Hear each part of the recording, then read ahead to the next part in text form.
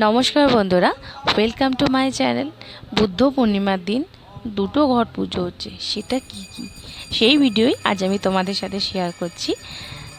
এখানে দুটো ঘট হচ্ছে, একটা হচ্ছে ব্রহ্মা বিষ্ণু মহেশ্বর পুজো হয় বুদ্ধ পূর্ণিমার দিন ঠাকুরের মূর্তি এনে, কিন্তু এবছর সেটা হচ্ছে না, প্রতি বছরই হয়।